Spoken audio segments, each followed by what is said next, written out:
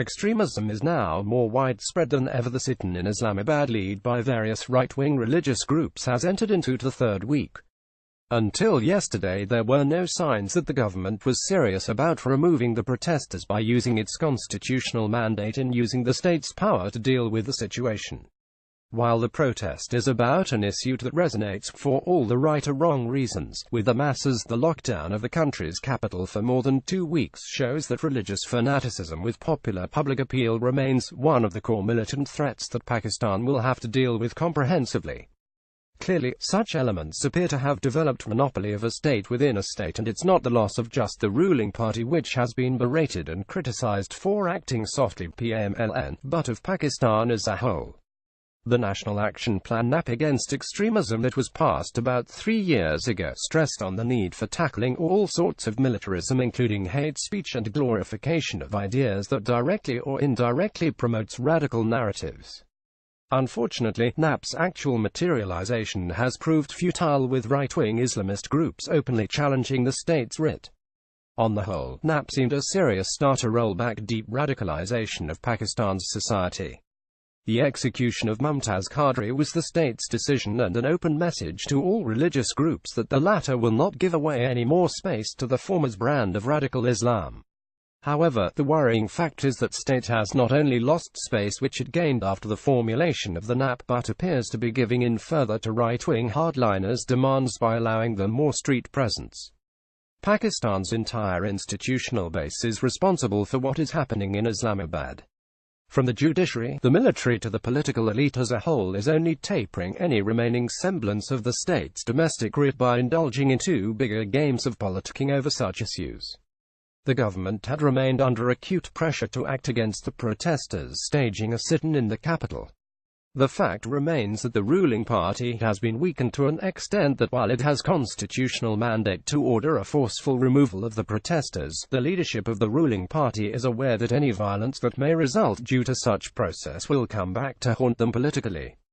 The lockdown of the country's capital for more than 2 weeks shows that religious fanaticism with popular public appeal remains one of the core militant threats that Pakistan will have to deal with comprehensively. The recent controversies related to corruption scandals and alleged sidelining of the ruling party is one of the core reasons that the government remained reluctant to take any harsh step against the protesters.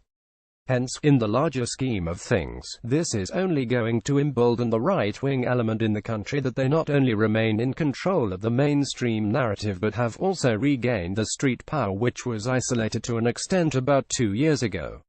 On the other hand, the judiciary's recent political overreach has been counterproductive to a greater extent. While the Supreme Court SC of Pakistan has asked the government to ensure the removal of protesters from the capital, the courts itself have set a number of precedents that have not only proved disastrous for the judiciary as an institution but are likely to have long-term implications for the country. On the one hand, the country's courts ordered the government to remove protesters, whose message resonates with a large population of the country, with force. On the other hand, the country's court set free the chief of the Jamaat al-Dawajat, who was placed under house arrest by the government a few months ago.